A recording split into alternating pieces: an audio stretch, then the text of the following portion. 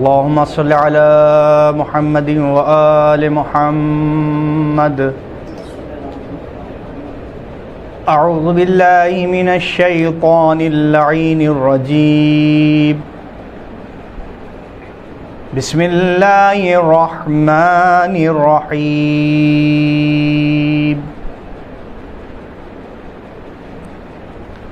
أنى لهم الذكر وقد جاءهم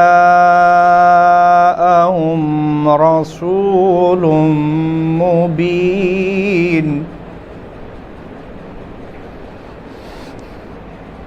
مبين ثم تولوا عنه وقالوا معلم مجنون.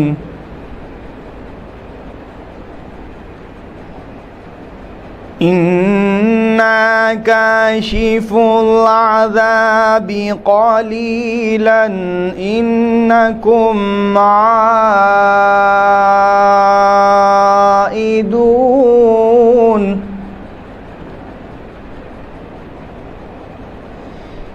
يوم نبطش البطش الكبرى إنا منتقمون.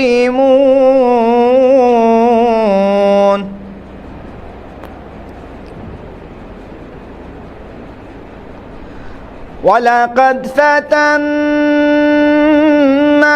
قبلهم قوم فرعون وجاءهم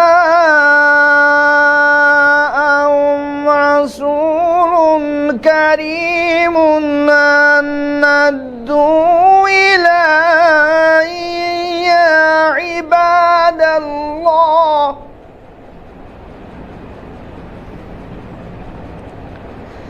أن ادوا إلي عباد الله إني لكم رسول أمين وأن لا تعلوا على الله إني آتيكم بسلطان مبين وإني أعوذ بربي وربكم أن ترجمون. وإن لم تؤمنوا لي فاعتزلون. فدعا ربه أن هؤلاء قوم مجرمون فاصر بعبادي ليلا إنكم متبعون واترك البحر رعوا إنهم جند مغرقون. كما تركوا من جنات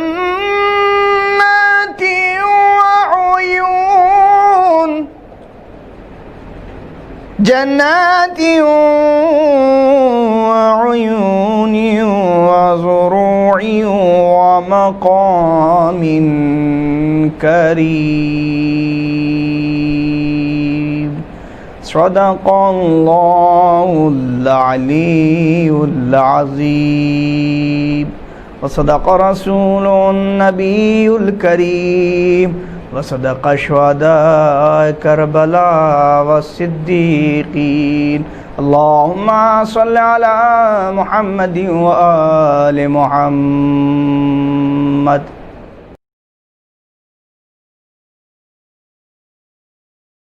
عرض کرتا ہوں ایک سلام کے دو مطلع 5-6 شعر حاضر خدمت ہوں.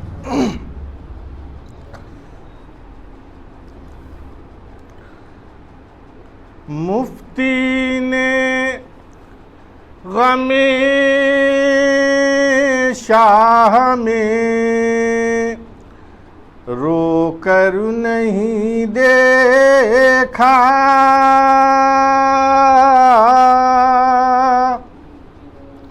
مفتی نے غم شاہ میں رو کر نہیں دیکھا، خشکی کے مسافر نے سمندر نہیں دیکھا، خشکی کے مسافر نے سمندر نہیں دیکھا، او گر آنکھ میں اشک کے غم سرور نہیں دیکھا، گر آنکھ میں اشک کے غم سرور نہیں دیکھا، آئینے میں آئینے کا جوہر نہیں دیکھا، آئینے میں آئینے کا جوہر نہیں دیکھا، وہ مدحت حیدر میں غلو ڈھونڈ رہا ہے، وہ مدحت حیدر میں غلو ڈھونڈ رہا ہے، جس نے کبھی قرآن کو پڑھ کر نہیں دیکھا، جس نے کبھی قرآن کو پڑھ کر نہیں دیکھا، یہ شعر ملاحظہ فرمائیں کہ ہمراہ غدیری کے مسافر ہیں ازل سے، ہمراہ غدیری کے مسافر ہیں ازل سے، ہم نے کبھی دنیا کو پلٹ کر نہیں دیکھا، ہم نے کبھی دنیا کو پلٹ کر نہیں دیکھا، وہ جون کے چہرے کی کرے آ کے زیارت، وہ جون کے چہرے کی کرے آ کے زیارت، وہ جس نے کبھی چاند زمین پر نہیں دیکھا، وہ جس نے کبھی چاند زمین پر نہیں دیکھا، یہ بھی شعر ملاحظہ فرمائیں کہ ایک وار میں دشمن کو تہے تیغ کیا ہے، ایک وار میں دشمن کو تہے تیغ کیا ہے، قاسم کا کوئی وار مقرر نہیں دیکھا، قاسم کا کوئی وار مقرر نہیں دیکھا، او اکبر کی زیارت کو نگاہیں وہ اٹھائے، وہ جس نے کبھی حسن پیمبر نہیں دیکھا۔ بس یہ دو آخری شعر۔ وہ جس نے کبھی حسن پیمبر نہیں دیکھا، اصغر کی شہادت کا یہ اعجاز ہے، ورنہ مرجھا کے جو مہکے وہ گلے تر نہیں دیکھا۔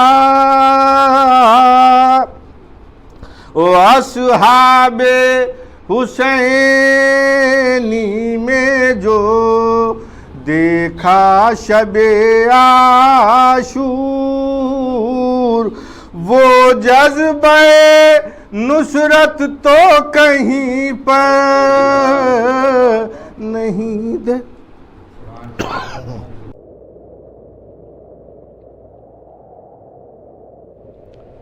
فاتحہ۔ الحمدللہ رب العالمین الرحمن الرحیم اهدنا الصراط المستقيم صراط الذين أنعمت عليهم غير المغضوب عليهم ولا الضالين۔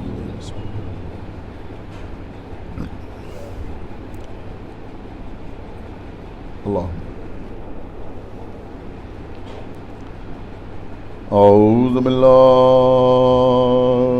السمیع العلی العظیم من الشیطان اللعین الرجیم، بسم اللہ الرحمن الرحیم، الحمد للہ الذی ہدانا لہذا وما كنا لنهتدي لولا ان هدانا الله، لقد جاءت رسل ربنا بالحق، الصلاة والسلام على صاحب الدين والإسلام والحل والحرام والركن والمقام والصلاة والصيام والسجود والقيام والشريعة والأحكام والحجة والبرهان والمحبة والعرفان والحق والبيان والكتاب والقرآن، سيدنا ونبينا وشفيعنا ومولانا ومولى الثقلين جد الحسن والحسين ابی القاسم محمد وعلى اہل بیتہ الطیبین الطاہرین المعصومین المظلومین المنتخبین المنتجبین الذین اذهب اللہ عنہم الرجس وطہرہم تطہیرا۔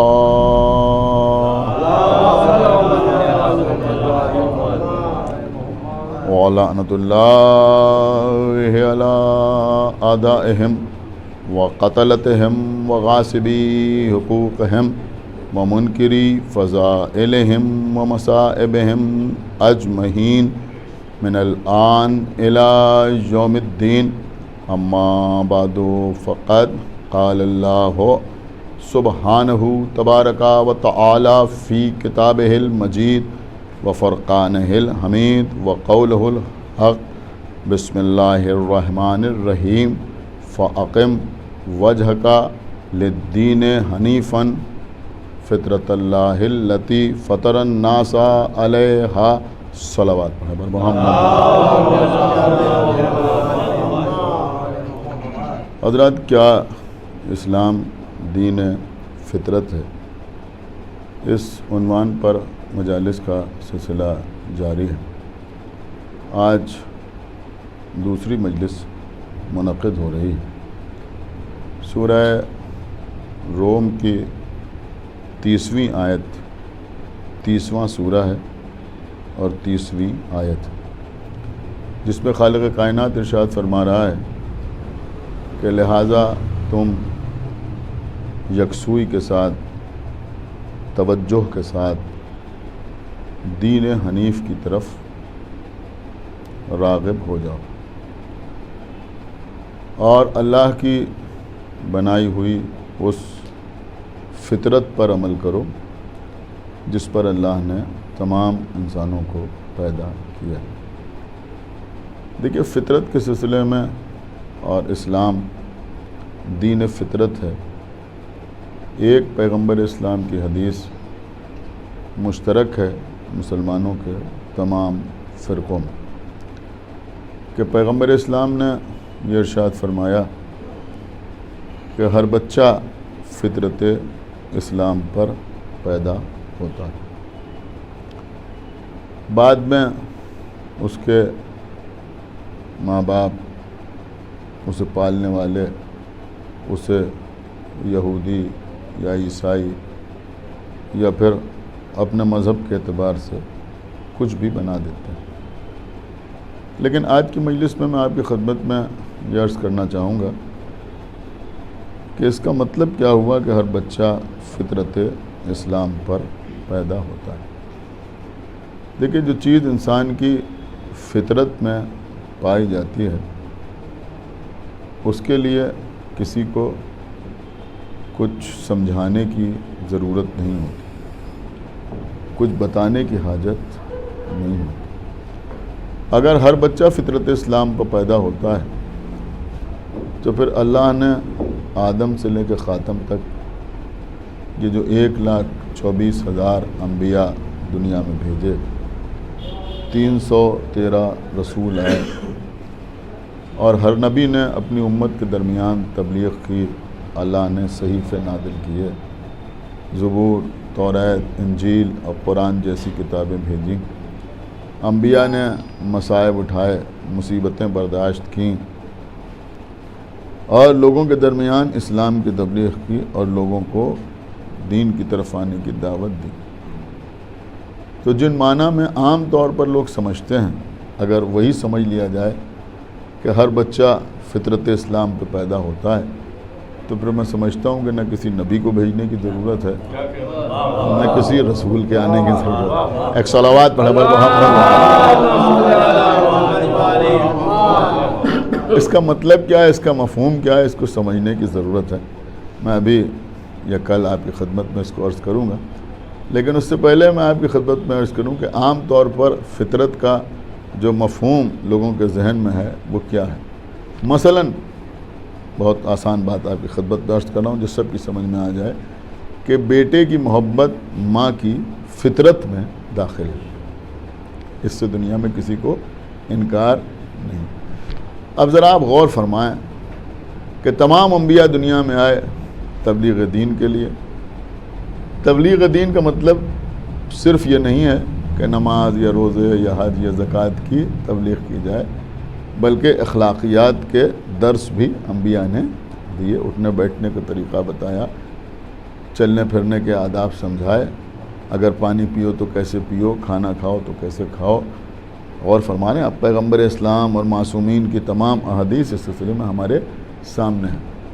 آپ کو قرآن مجید کی آیات میں اطاعت والدین کے سلسلے کے احکامات مل جائیں گے، آپ کو ائمہ طاہرین یا پیغمبر اسلام کی احادیث میں اس قسم کی نہ معلوم کتنی حدیثیں ملیں گی کہ مثلاً ماں باپ کے چہرے کی طرف دیکھنا عبادت ہے، ماں باپ کا احترام کرو، جو آق پدر ہے وہ جنت میں نہیں جا سکتا۔ ان مفاہیم کی نہ معلوم کتنی حدیثیں آپ کو مل جائیں گی، اور میں سمجھتا ہوں کہ صرف مسلمانوں میں نہیں بلکہ دیگر مذاہب کی کتابوں میں بھی اس قسم کے احکامات آپ کو مل جائیں گے۔ لیکن اگر آپ ڈھونڈیے، تلاش کیجئے تو آپ کو کوئی ایک آیت یا کوئی ایک حدیث ایسی نہیں ملے گی کہ جس میں ماں کو یہ حکم دیا جائے کہ تم بیٹے سے محبت کرو. ایک صلوات پڑھیں پر محمد و آل محمد. ایک صلوات اور پڑھیں پر محمد و آل محمد. دیکھیں خدا جانے آپ میری بات سمجھ رہے ہیں یا نہیں سمجھ رہے ہیں میں کیا عرض کر رہا ہوں کہ کبھی ماں کو یہ حکم نہیں دیا گیا کہ تم بیٹے سے محبت کرو. بیٹے کی تربیت کرو یہ حکم مل سکتا ہے, بیٹے کو یہ سکھاؤ یہ حکم مل سکتا ہے, یہ پڑھاؤ یہ حکم مل سکتا ہے, لیکن کسی ماں کو یہ حکم دیا جائے کہ تم اپنے بیٹے سے محبت کرو, ایسا حکم آپ کو نہ قرآن میں ملے گا نہ کہیں حدیث میں ملے گا. کیوں کہ بھائی یہ حکم دینے کی ضرورت اس لیے نہیں ہے کہ بیٹے کی محبت, اولاد کی محبت ماں کی فطرت میں شامل ہے, اور چونکہ یہ شامل فطرت ہے لہٰذا ہر ماں کو اپنے بچے سے محبت ہوتی ہے, اور اس میں نہ دین کی کوئی قید ہے نہ مذہب کی کوئی قید ہے. کسی بھی مذہب سے تعلق رکھنے والی ماں ہو اسے اپنے بچے سے محبت ضرور ہوتی ہے. یہ بات سمجھ لیجیے, اسے اپنے بچے سے محبت ضرور ہوتی ہے. میں ایک جملہ آپ کی خدمت میں عرض کر رہا ہوں کہ انتہا یہ ہے کہ ماں کو اپنے نالائق بیٹے سے بھی محبت ہوتی ہے. ایک صلوات پڑھیں پر محمد و آل محمد. ایک صلوات اور پڑھ دیں پر محمد. تو آپ اگر ڈھونڈنا شروع کریں تو کہیں آپ کو ایسے احکامات نظر نہیں آئیں گے. نہ کوئی مبلغ تبلیغ کرتا, یعنی ٹھیک ہے انہوں نے نہیں کہا, لیکن کوئی ہمارا جیسا مجلس پڑھ رہا ہے اور کہیں کوئی یہ فرمائش کرے کہ بھائی آج آپ مجلس میں یہ پڑھ دیجیے گا کہ تمام مائیں جو ہیں وہ اپنے بچوں سے محبت کریں اور کریں. کبھی کوئی ایسی فرمائش نہیں آتی. اس طرح کی فرمائشیں آتی ہیں کہ صاحب حقوق والدین کے سلسلے میں پڑھ دیجیے گا, لیکن کبھی ایسی کوئی فرمائش نہیں آتی کہ صاحب آپ مجلس میں پڑھ دیجیے گا کہ تمام مائیں جو ہیں وہ اپنے بچوں سے محبت کریں. کہ بھئی یہ کوئی کہنے کی ضرورت ہی نہیں ہے, اس کی تبلیغ کی ضرورت ہی نہیں ہے, ماں کی فطرت میں ہے. آپ غور فرما رہے ہیں, ماں کی فطرت میں ہے بیٹے کی محبت. بیٹے کی محبت ماں کی فطرت میں داخل.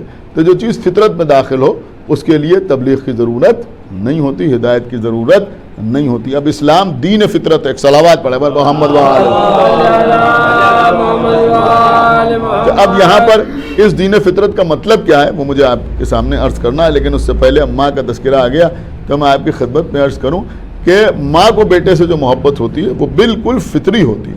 دیکھیں قبلہ یہی سبب ہے کہ اللہ نے اپنی محبت کے امتحان ہی کے لیے صحیح, میں سمجھتا ہوں کہ سمجھدار مجمع میں یہ جملہ رائے گا نہ جائے گا کہ اپنی محبت کے امتحان ہی کے لیے صحیح اللہ نے ایک باپ کو تو یہ حکم دیا کہ تم اپنے بیٹے کو ذبح کر دو, خوابی میں سے. ایک صلوات پڑھا پر محمد و آل محمد. کے لیے بھائی توجہ کیجئے, ایک صلوات پڑھا پر محمد و آل محمد. ایک باپ کو یہ حکم ملا خواب ہی میں دیکھا جناب ابراہیم نے کہ اپنے بیٹے کو ذبح کر رہے ہیں. ایک دن دیکھا, دوسرے دن دیکھا, تیسرے دن دیکھا. حالانکہ باپ کو بھی بیٹے سے محبت ہوتی ہے, لیکن ایک دن, 2 دن, 3 دن انہوں نے دیکھا اور اس کے بعد اپنے بیٹے کو لے کے گئے اور پھر بیٹے کی گردن پر چھری بھی رکھی اور اللہ نے دمبا بھیج دیا اور دمبا ذبح ہو گیا. جناب اسماعیل بچ گئے. غور کیجئے گا, معصوم تھے, اللہ کے نبی تھے, جناب ابراہیم تھے.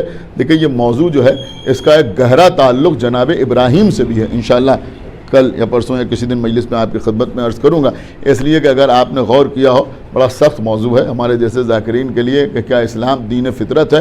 لیکن جو آیت کا ٹکڑا میں نے آپ کی خدمت میں, یا جو 2 ٹکڑے روزانہ میں آپ کی خدمت میں پیش کر رہا ہوں, اس میں پہلے ٹکڑے میں دین حنیف کا تذکرہ ہے اور دوسرے ٹکڑے میں دین فطرت کا تذکرہ ہے. آپ غور فرما رہے ہیں, اس کا مطلب یہ ہوا کہ جو دین فطرت ہے وہی دین حنیف ہے. ایک صلوات پڑھا پر محمد و آل محمد. وہی دین ہے. ابھی میں اس کو آپ کی خدمت میں عرض کروں گا, لیکن اس وقت ماں کا تذکرہ آ گیا تو میں عرض کروں کہ ماں بیٹے سے جو محبت کرتی ہے یہ ماں کی, یہی عرض کر رہا تھا, ماں کی فطرت میں داخل.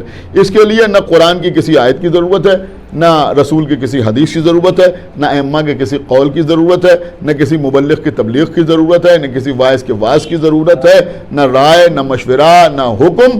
غور فرمانے, اب سارے احکامات دیے جاتے ہیں لیکن کبھی کسی ماں کو یہ حکم نہیں دیا گیا. اور اللہ نے بھی باپ کو تو حکم دیا کہ تم اپنے بیٹے کو ذبح کر دو ہماری راہ میں, خوابی میں صحیح, لیکن کبھی کسی ماں کو اللہ نے اس طرح کا کوئی حکم نہیں دی.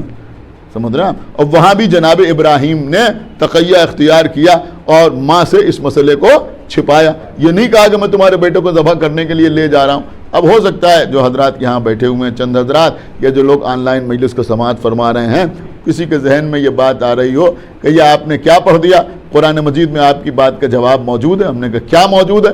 کہا اللہ کہہ رہا ہے کہ ہم نے موسیٰ پر وحی کی۔ موسیٰ، ایک صلوات پڑھے پر محمد و آل محمد۔ میں کوئی پہلو چھوڑنا نہیں چاہتا جہاں تک میرا ذہن ساتھ دیتا ہے اور جہاں تک میری سمجھ میں بات آتی ہے۔ اب سب کو سمجھنے کا دعویٰ بھی میں نہیں کرتا عقل کل ہونے کا۔ تو بہرحال جناب موسیٰ کی ماں کو اللہ نے وحی کی۔ کیا وحی کی؟ کیا حکم دیا کہ اپنے بیٹے کو ایک صندوق میں رکھ کے دریا کے حوالے کر دو۔ اب ہو سکتا ہے کوئی کہے صاحب یہ بھی کام آسان تھوڑی ہے کہ بیٹے کو صندوق میں بند کیا جائے اور بند کر کے دریا کے حوالے کیا جائے۔ دیکھیے اس مسئلے بھی کو سمجھیے، اس میں اور جناب ابراہیم والے واقعے میں زمین آسمان کا فرق ہے۔ اس میں اور اس میں زمین آسمان کا فرق ہے۔ پہلی بات تو یہ سمجھیے کہ یہ جناب موسیٰ کی ماں اس لائق تھی کہ اللہ نے ان کو وحی کی۔ ایک صلوات پڑھے پر محمد و آل محمد، اس لائق۔ دیکھیں قبلہ بہت سے مسائل اس سے حل ہو جاتے ہیں، بہت سے معاملات اس سے سمجھ میں آتے ہیں۔ ایک تو سب سے پہلی بات تو یہ سمجھ میں آتی ہے کہ کسی کو مرکز وحی قرار دینے کے لیے اس کا نبی ہونا ضروری نہیں ہے۔ ایک صلوات اور پڑھے پر محمد و آل محمد، اس کا نبی ہونا ضروری نہیں ہے۔ اللہ نے جناب موسیٰ کی ماں پر وحی کی، یہی قرآن مجید کے الفاظ ہے کہ ہم نے موسیٰ کی ماں پر وحی کی۔ کیا وحی کی؟ کہ تم اپنے بیٹے کو ایک صندوق پر رکھو اور دریا کے حوالے کر دو۔ لیکن دیکھیے یہاں بھی مسئلہ اور ہے، اس حکم کا تعلق بھی ماں کی فطرت ہی سے ہے۔ میرے خیال میں آپ سمجھ گئے، وہ ابراہیم والا مسئلہ الگ ہے اور یہ مسئلہ الگ ہے۔ وہاں ان کو قربانی کے لیے حکم دیا جا رہا ہے کہ تم اپنے بیٹے کو ذبح کر دو، اور ان کو یہ حکم دے رہا ہے کہ اپنے بیٹے کو دریا کے حوالے کر دو۔ تو اب ظاہر سی بات ہے کہ جناب موسیٰ کی ماں چونکہ ان پر اللہ کی وحی نازل ہو رہی ہے تو بہرحال اللہ پر جو ان کا یقین ہے اس کا اندازہ اس بات سے لگایا جا سکتا ہے۔ اور حالات یہ ہیں کہ فرعون ہر پیدا ہونے والے بچے کو قتل کر دیتا ہے۔ جو بچہ پیدا ہوتا ہے اس کو فرعون قتل کر دیتا ہے۔ جو بچہ پیدا ہوا فرعون نے اسے قتل کر دیا، اور بیٹوں کو قتل کر دیتا تھا اور بیٹیوں کو چھوڑ دیتا تھا۔ یہ قرآن میں ایک جگہ نہیں، میرے خیال ہے کئی جگہ اس بات کا تذکرہ اللہ نے کیا ہے کہ فرعون قتل کر دیتا تھا، تمہارے بیٹوں کو قتل کر دیتا تو تمہاری بیٹیوں کو چھوڑ دیتا تھا۔ تو یہ عالم تھا۔ اب ایسے عالم میں جناب موسیٰ دنیا میں تشریف لائے، تو اب جب جناب موسیٰ دنیا میں تشریف لائے تو ماں کی فطرت تھی، پریشان ہو گئی۔ غور فرما رہے ہیں، پریشان ہو گئی کہ اب کیا کریں۔ تو اب کوئی راستہ سمجھ میں نہیں آ رہا تھا۔ اب یہی سمجھ نہیں تھی کہ کب دق الباب ہوگا اور کب سپاہی آئیں گے اور اس بچے کو اٹھا کے لے جائیں گے، سمجھ رہے ہیں، اور لے جانے کے بعد اس کو قتل کر دیں گے۔ تو اب یہ ساری باتیں جو تھیں جناب موسیٰ کے ماں کے ذہن میں موجود تھی۔ اسی وقت اللہ کا حکم آیا کہ تم اپنے بیٹے کو صندوق پر رکھ کے دریا کے حوالے کر دو۔ اس کا مطلب یہ ہوا کہ قربانی کے لیے حکم نہیں آیا، موسیٰ کے تحفظ کے لیے حکم آیا۔ صلوات پڑھا پر محمد و آل محمد، ایک صلوات اور پڑھے پر محمد و آل محمد۔ یہ حکم جو آ رہا ہے یہ کہے کے لیے آ رہا ہے؟ یہ حکم اس لیے نہیں آ رہا ہے، بلکہ یہ حکم اس لیے آ رہا ہے کہ بھئی اس راستے سے تمہارا بچہ بچ جائے گا۔ تو اب ان کے سامنے کوئی راستہ ہی نہیں ہو، اللہ کا حکم آیا تو انہوں نے صندوق پر رکھا اور موسیٰ کو دریا کے حوالے کر دیا، اور اس کے بعد اس صندوق کو لے کے پانی چلا اور پھر فرعون کے دربار کے قریب پہنچ گیا۔ اور یہ اللہ کا انتظام تھا کہ اس نے فرعون ہی کے گھر میں،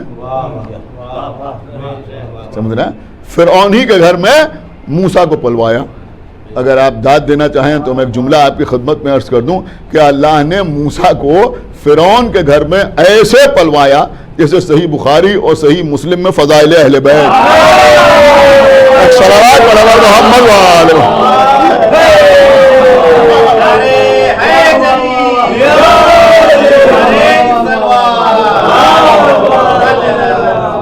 بالکل ایک صلوات اور پڑھنے پر محمد و آل محمد۔ دیکھیں قبلہ اگر آن لائن یہ مجلس نہ ہو رہی ہوتی تو کافی ریسٹ ملتا ہے یہ جملہ کہنے کے بعد۔ ایک صلوات اور پڑھے پر محمد و آل محمد۔ یعنی میں سمجھتا ہوں کہ بڑا زبردست شعراء اور ذاکرین کا امتحان ہے یہ آن لائن مجالس، لیکن بہرحال نہیں سے ہاں ہے، آپ حضرات سماعت فرما رہے ہیں، ورنہ مسجد कुरान में मजलिस हो रही होती तो रंग ही कुछ और होता, लेकिन मैं कोशिश कर रहा हूँ कि मैटर में कोई कमी ना हो और आपकी खिदमत में ये बात अर्ज कर दूँ। तो मैं अर्ज ये कर रहा था कि माँ की फितरत में शामिल है बेटे की मोहब्बत। अब आप अपने घर में इस बात को मुलाहिदा फरमा सकते हैं, ये जो नौजवान यहाँ बैठे हुए हैं, खुदावंद आलम इनकी माओं को सलामत रखे। मैं अर्ज़ करूँ, देखिए यहाँ जायज़ और नाजायज़ और हलाल और हराम उन सारी बातों से अलग हट के कोई फतवा इसमें ना देखे कि किसने क्या लिखा है और किसने क्या फतवा दिया है और कोई कहे साहब हराम तो नहीं है, ये सब बातें नहीं, बल्कि आप गौर फरमाइए। कभी अगर आपकी माँ बाहयात हैं और आपके सामने बैठी हुई हैं तो आप एक सफ़ेद चादर पैर से सर तक ओढ़ लीजिए और सीधे सीधे लेट जाइए, आपको पता चल जाएगा माँ की मोहब्बत क्या है। देखिए यहाँ जो इज़्ज़तदार घरानों के लोग बैठे हुए हैं वो मेरी बात की तस्दीक करेंगे कि अगर माँ के सामने एक चादर आप सर से ओढ़ कर बिल्कुल सीधे सीधे लेट जाइए, किसी के सामने लेट जाइए, किसी पर असर नहीं होगा। समझ रहे हैं? दोस्तों के सामने लेट जाइए, अहबाब के सामने लेट जाइए, किसी पर कोई असर नहीं होगा। लेकिन अगर माँ के सामने आप इस तरह लेट जाइए, यानी मैं तजुर्बे की बात आपकी खिदमत में अर्ज कर रहा हूँ कि अक्सर बचपने में मिजाज के तौर पर ऐसा काम किया तो माँ ने फ़ौरन आगे बढ़ कर चेहरे से चादर हटा दी। आप मुझे बताएं ये क्या है? गौर नहीं कर रहे हैं, ये क्या है? ये सिर्फ माँ की मोहब्बत ही तो है ना। इसको आप ये ना देखिए कि ये हलाल है या हराम है। एक सलावत पढ़ा पर मोहम्मद वाले ये सब नहीं,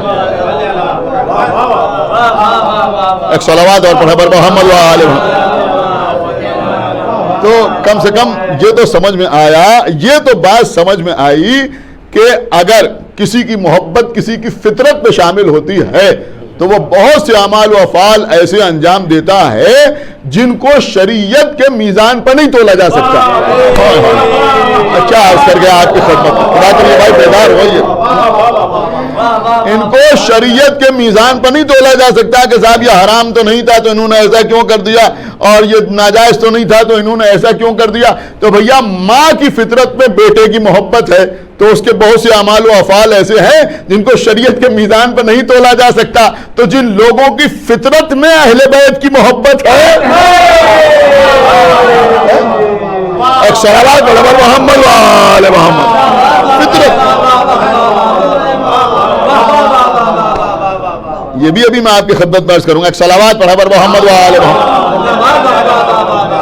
लेकिन सबकी फितरत में अहले बैत की मोहब्बत नहीं, सबकी फितरत में आले मोहम्मद की मोहब्बत नहीं है। लेकिन जिनकी फितरत में आले मोहम्मद की मोहब्बत है तो फिर अगर वो फ़ज़ाइल सुनकर खुश हो जाएं, नारा लगाएं, समझ रहे हैं आप, गौर फरमाना, फ़ज़ाइल अहले बैत सुनकर खुश हों, चेहरा खिल जाए, तो उसमें परेशान होने की बात नहीं है, इसलिए कि ये फितरी बात है, मोहब्बत का मसला है। तो ये होती है माँ की मोहब्बत। तो माँ जो है वो चंद लम्हों के लिए भी ये बर्दाश्त नहीं करती है कि हमारा बेटा जनाजे की शबी बन जाए, मुर्दे की शबी बन जाए। लेकिन हाँ क़िबला एक वाक़या है नजर में, अल्लाह, देखिए अहले लखनऊ बैठे हैं, आप समझेंगे कौन समझेगा। एक वाक़या ऐसा जरूर निगाह में है। कौन सा वाक़या? का मौला अली ने मिंबर कूफा से आवाज दी कि सलूनी सलूनी क़ब्ला अन तफ़क़दूनी, जो पूछना हो वो पूछो कब्ल इसके कि तुम मुझे खो बैठो। तो होना तो ये चाहिए था कि लोग पूछते कि या अली हम आसमान पर कैसे जाएं, या अली फ़ज़ाओं के बाद क्या है, या अली ये ज़मीन की कशिश क्या है, समझ रहे हैं? ये सब पूछते। लेकिन इसको पूछने के बजाय लोगों ने सोचा कोई ऐसा सवाल बनाया जाए कि ये लाजवाब हो जाएं, लिहाजा वहाँ से उठ के गए और उसके बाद एक बुढ़िया को तैयार किया और उससे कहा तुम अपने बेटे को ये रकम ले लो, अपने बेटे को कुछ देर के लिए जनाजे की शबी बना दो। अब उसके लिए ज़िंदगी चाहिए था उन्हें, कुछ देर के लिए जनाजे की शबी बना दो और हम उसको लेके मौला अली के पास जाएंगे। देखिए हज़ारों मरतबा आपको सुना हुआ वाक़या है, सिर्फ एक जुमला अर्ज़ करना चाह रहा हूँ कि हम उसको लेके अली के पास जाएंगे, कहेंगे या अली आप इसकी नमाज जनाजा पढ़ा दीजिए। और जब मौला अली नमाज जनाजा पढ़ा देंगे तो हम कहेंगे आप कहते थे मैं आसमान की बातें ज़्यादा जानता हूँ और चादर के नीचे की बात नहीं जानते, और तुम्हारा बेटा उठ के बैठ जाएगा। अब सारा वाक़या छोड़िए अज़ीज़ों, बुढ़िया तैयार हो गई। देखिए ये इतनी देर की मेहनत इसीलिए थी। एक सलावत पढ़ा मोहम्मद वाले غور کیجیے، ابھی تو بڑھیا تیار ہو گئی ہیں. اب بھئی ہم کو تو اسی پہ حیرت ہوتی ہے نا کہ بڑھیا تیار ہو گئی. اب یقین مانے ہم اہل بیت کے چاہنے والے ہیں، مولا علی کے اختیارات پر عقیدہ اور یقین رکھنے والے ہیں. ہمیں ذرا سی حیرت نہیں ہوتی کہ وہ مر کیسے گیا. کوئی حیرت نہیں ہوتی، کوئی حیرت ہی ہمیں نہیں ہوتی کہ وہ مر کیسے گیا. اس لیے کہ تاریخ ہمارے سامنے نہ معلوم کتنے لوگ علی سے جل جل کے مرتے رہے. کتنے لوگ مرتے رہے تو وہ بھی مر گیا. تو ہمیں کوئی حیرت ویرت نہیں ہوتی. حیرت پورے واقعے میں، اور جو مولا علی نے بعد میں ٹھوکر سے جلایا ہمیں اس پہ بھی حیرت نہیں ہوتی، کوئی حیرت نہیں ہوتی. اس لیے کہ جب جناب عیسیٰ مردے جلا سکتے ہیں تو مولا علی کیوں نہیں جلا سکتے؟ کوئی حیرت نہیں ہوتی. اور رسول اللہ نے فرمایا تھا کہ اگر علی نہ ہوتے تو میری بیٹی فاطمہ کا کوئی کفو نہ ہوتا. نہ معلوم کتنی بار ہماری ماں نے ہماری محبت میں ہمارے بیمار ہونے پر بی بی سیدہ کی کہانی مانی اور اس کے بعد گھر میں سنی گئی. ظاہر سی بات ہے کہ ہر گھر کا یہ مزاج نہیں ہوتا، عزت دار گھروں میں ایسے واقعات ہوتے ہیں. اور صلوات برابر محمد و آل محمد. عزت دار ہر جگہ تھوڑی. ارے کہ مقدر میں یہ سب کہاں ہے؟ ایک صلوات برابر محمد و آل محمد. کتنی بار ایسا ہو؟ ایک بار تھوڑی، دو بار تھوڑی، نہ معلوم کتنی بار ہوا ہوگا. یہاں جتنے حضرات بیٹھے ہیں مجھے بتائیں شاید ہی کوئی ایسا ہو کہ جس کو اس کا تجربہ نہ ہو. انہوں نے کہا ہم بہت بیمار پڑ گئے اور سب سے پہلے ماں نے بی بی سیدہ کی کہانی مان لی کہ بچہ ہمارا اچھا ہو جائے گا تو ہم بی بی زہرا کی کہانی سنیں گے. تو وہ کہانی آپ نے سنی ہے، تو اس میں بھی کیا ہوا؟ بی بی زہرا صلوات اللہ السلام علیہا کے اعجاز سے وہ دلہن جو مر گئی وہ زندہ ہو گئی. تو مولا علی بی بی زہرا کے کفو ہیں، تو اگر وہ اس کو زندہ کر سکتی ہیں تو یہ بھی زندہ کر سکتے ہیں. تو اس واقعے میں جن چیزوں پر دوسروں کو حیرت ہوتی ہے اس پر کم سے کم ہمیں بالکل حیرت نہیں ہوتی. نہ تو اس کے مرنے پر حیرت ہوتی ہے اور نہ اسے دوبارہ اس کے زندہ ہونے پر حیرت ہوتی ہے. حیرت بالکل نہیں ہوتی. حیرت کس بات پہ ہوتی ہے؟ حیرت اسی پہ ہوتی ہے کہ بڑھیا تیار کیسے ہو گئی. بھائی بیٹے کی محبت ماں کی فطرت پہ داخل ہے. بیٹے کی محبت دیکھیں، میں آج کی مجلس میں فقط فطرتی کو سمجھانا چاہتا ہوں، اس سے بہتر کوئی اور طریقہ نہیں ہے فطرت کو سمجھنے کا کہ بیٹے کی محبت ماں کی. الگ اور بہت سی مثالیں تھیں لیکن یہ سب سے خوبصورت مثال ہے. بیٹے کی محبت ماں کی فطرت میں داخل ہے. تو کوئی اور ماں یہ برداشت نہیں کرتی. اگر ہم اپنے چہرے سے چادر اوڑھ لیں تو ماں کھینچے لے رہی ہے، اور یہ بڑھیا تیار ہو گئی اور اپنے بیٹے کو جنازے کی شبیہ بنا دیا اور لے کے چلی آئی. تو عزیزوں اس واقعے سے ایک بات تو ضرور ہماری سمجھ میں آئی کہ جب لوگوں کے دل میں علی کی دشمنی پیدا ہوتی ہے تو وہ غیر فطری عمل کرنے لگتے ہیں.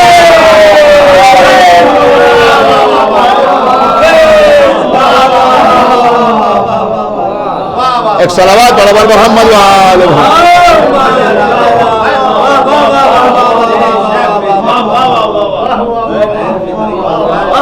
ایک صلوات اور پردے پر محمد و آل محمد. اور میں نے جو نقطہ آپ کی خدمت پہ پیش کیا اس کی تائید میں پیغمبر اسلام کی حدیث بھی موجود ہے. صلوات پڑھے پر محمد و آل کہ پیغمبر اسلام نے فرمایا کہ اس طرح کا فعل انجام دینے والا علی کی محبت کرنے والا نہیں ہو سکتا. یہ پیغمبر اسلام کا قول ہے. بہرحال سنیے عزیزوں، میں بات کو تھوڑا سا آگے بڑھا دوں. اب یہ ماں کی بیٹے سے محبت، اب یہ ذکر آ گیا تو آئیے آج مجلس اسی کے اوپر تمام ہو جائے کہ ماں کی بیٹے سے محبت، ماں کو بیٹے سے کیسی محبت ہوتی ہے. دیکھیے ہمارے بڑے بڑے علماء نے عصمت کو سمجھانے کے لیے ماں کی مثال دی. ہمارے علماء نے، بڑے بڑے جید علماء نے عصمت کو سمجھانے کے لیے اکثر ماں کی مثال دی ہے. انہوں نے ماں کی مثال اس طرح سے دی ہے.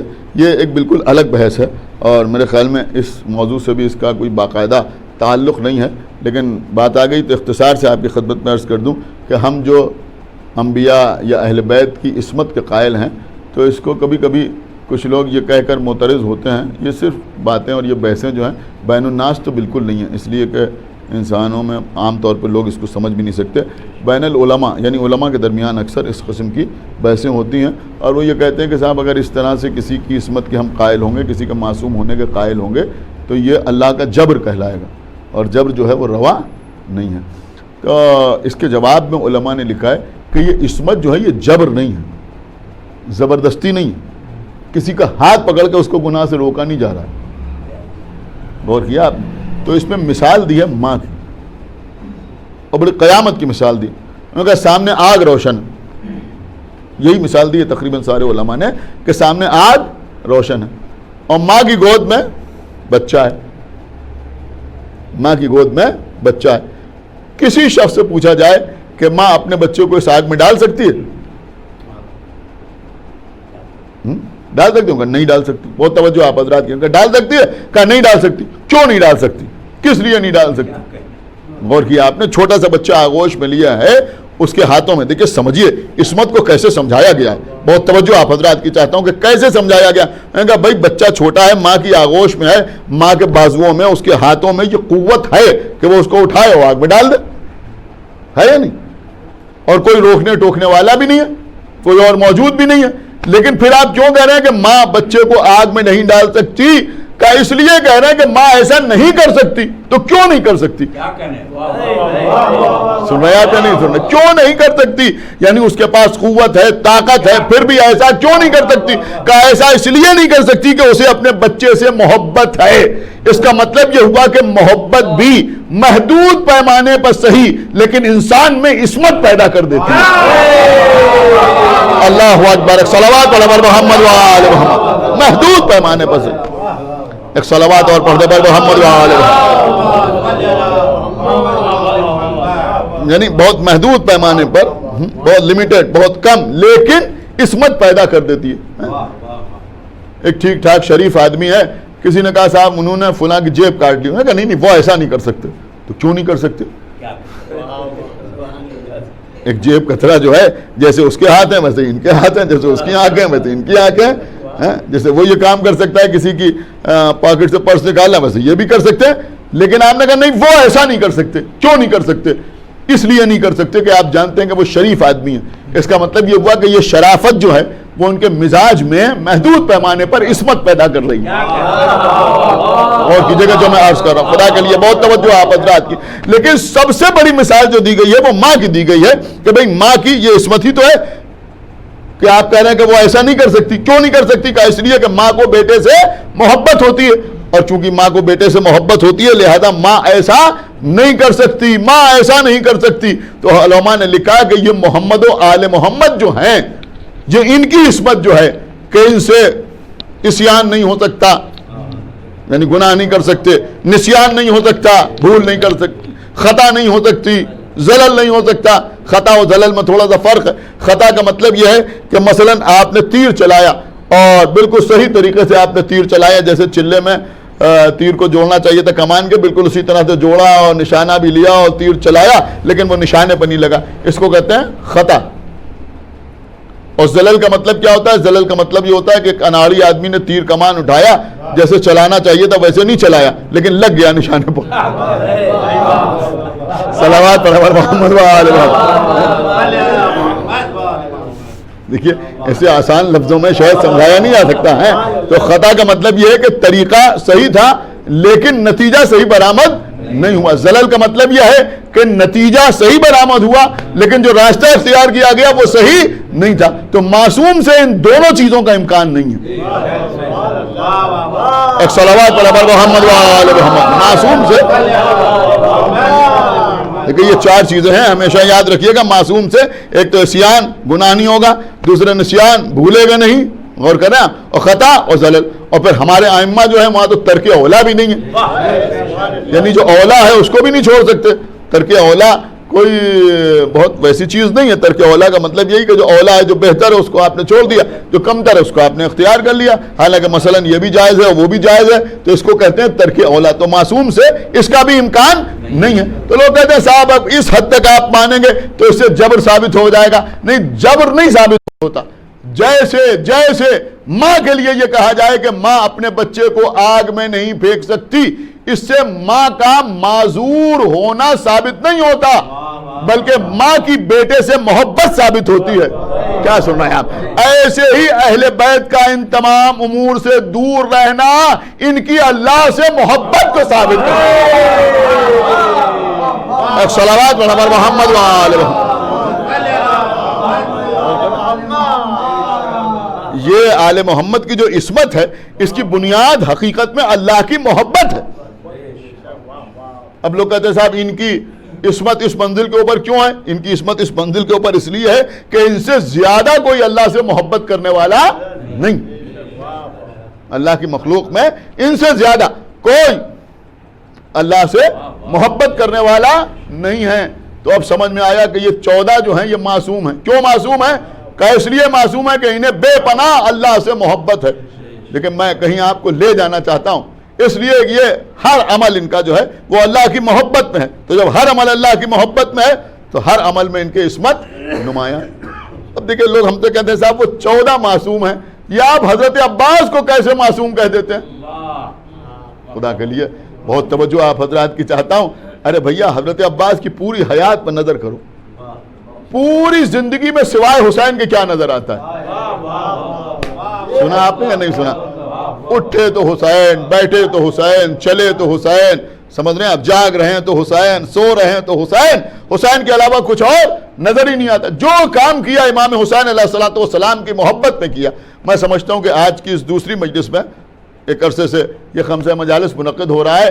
ایک سب سے بہتر جملہ میں آپ کی خدمت میں عرض کرنا چاہتا ہوں، اور میں سمجھتا ہوں کہ اس جملے کو کوئی رائے گا نہ جانے دے گا کہ لوگ پوچھتے ہیں کہ وہ کیسے معصوم ہیں اور یہ کیسے معصوم ہیں. وہ 14 اللہ کی محبت میں معصوم ہیں اور مولا عباس حسین کی محبت میں معصوم. ایک صلوات پر محمد وآلہ.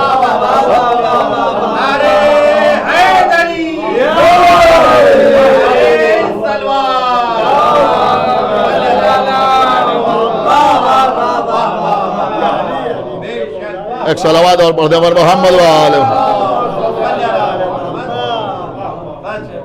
سوائے امام حسین علیہ السلام، آپ غور کر رہے ہیں، میں نے کسی مجلس میں یہ بات عرض کی تھی کہ عباس کی زندگی کو حسین کہتے ہیں. پوری زندگی میں امام حسین علیہ السلام کے علاوہ کچھ اور نظر ہی نہیں آتا. ہاں عزیزاں، جب امام حسین علیہ السلام نے پکارا، حضرت عباس فوراً آقا حسین کے سامنے حاضر. ایک بار پکارا، مولا عباس فوراً سامنے آ گئے. ہمارے کیا خیال آیا، آقا حسین کی آنکھوں سے آنسو رواں، رونے لگے امام حسین علیہ السلام. ننھے ننھے ہاتھ جوڑے، کہا میرے آقا، میرے مولا، کیا آنے میں کچھ تاخیر ہو گئی؟ کہا نہیں میرے بھیا، آنے میں کوئی تاخیر نہیں. کہا پھر آپ رو کیوں رہے، یہ آنکھوں میں آنسو کیوں ہیں؟ کہا بھیا عباس، مجھے کچھ یاد آ گیا. کہا آقا کیا یاد آ گیا؟ کہ اس وقت میں نے تمہیں پکارا، تم فوراً میرے سامنے آگے کھڑے ہو. لیکن ایک وقت ایسا آئے گا جب میں تمہیں بار بار پکاروں گا مگر تم نہ آؤ گے. بچپنے کے عالم ہے. واپس اپنے حجرے میں گئے، سوچتے رہا ایسا کیسے ہو سکتا ہے، آقا حسین مجھے پکارے ہو، میں نہ آؤں. کہیں ایسا نہ ہو کہ میں سو جاؤں اور آقا حسین مجھے پکارے. سونا چھوڑ دیا آقا عباس. اس دن پوری رات گزر گئی، ایک لمحے کے لیے نہ سوئے.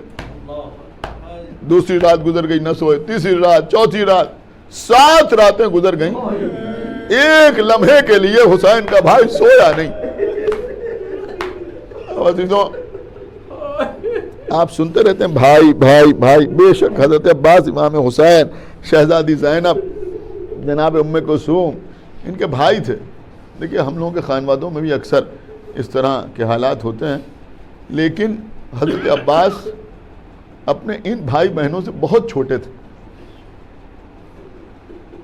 تقریباً 25 سال آقا حسین سے چھوٹے تھے، 26 سال امام حسن سے چھوٹے تھے، اور 23 سال اور 21 سال جناب زینب اور جناب ام کلثوم سے چھوٹے تھے. سمجھ رہے ہیں آپ؟ تو اتنا فرق تھا. تو ان بیویوں نے اور ان شہزادوں نے حضرت عباس کو اپنی گود میں اولاد کی طرح پالا تھا. جیسے کوئی اولاد کو پالتا ہے ایسے ہی پالا تھا. یعنی مولا عباس ان کی آغوش میں پل کے بڑے ہوئے تھے. تو تو اب کتنی محبت ہوگی ان بیویوں کو. اور پھر وہ ساری احادیث اور وہ سارے واقعات ان کے سامنے تھے تو مولا علی بار بار اشارے کرتے رہتے تھے کہ میرا یہ عباس کربلا کے میدان میں مارا جائے گا. جناب ام کلثوم نے بھائی کو دیکھا اور یہ محسوس کیا کہ میرا بھیا سو نہیں رہا. شہزادی زینب سے کہا کہ کوئی بات ضرور ہے, ایسا لگ رہا ہے کہ کئی راتیں ہو گئی میرا بھیا عباس سویا نہیں. شہزادی زینب نے, اب دیکھیں یہ آل محمد کا گھرانہ ہے, یہاں بتدریج سارے کام ہوتے ہیں. شہزادی زینب نے امام حسین سے کہا, آقا حسین نے کہا میرے بھیا کو بلاؤ. اب عزیزوں بیچ میں آقا حسین بیٹھے ہوئے ہیں, ایک جانب جناب زینب ہے, دوسری جانب جناب ام کلثوم ہے.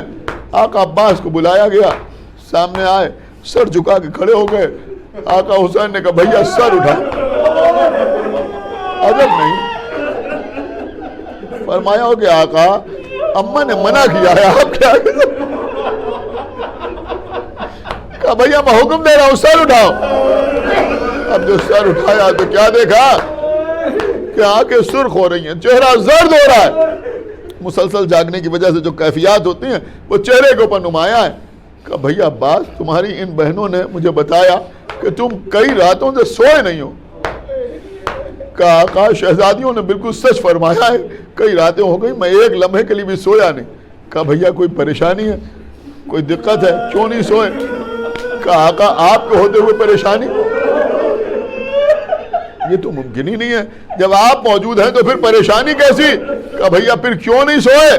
کہا آقا اس دن آپ ہی نے کہا تھا کہ میں تمہیں بلاؤں گا اور تم نہیں آؤ گے, تو میں نے سوچا کہیں ایسا نہ ہو کہ میں سو جاؤں اور آپ مجھے بلائیں اور میں نہ آ سکوں, لہذا میں نے سونا چھوڑ دیا. عزیزو آقا حسین نے بھائی کو سینے سے لگایا, میرے بھیا وہ وقت مدینے میں نہ آئے گا, وہ وقت کربلا کے میدان میں آئے گا جب تمہارے بازو قلم ہو چکے ہوں گے. اے بھیا نہر کے کنارے تمہارا لاشا پڑا ہوا ہوگا. اے بھیا کبھی میں اکبر کا لاشا اٹھاتے وقت پکاروں گا بھیا عباس, کبھی میں 6 مہینے کے بچے کی قبر بناتے ہوئے پکاروں گا بھیا عباس. اے بھیا جب گلے بخنجر چل رہا ہوگا جب بھی میں آواز دے رہا ہوں گا بھیا عباس, اپنے بھائی حسین کی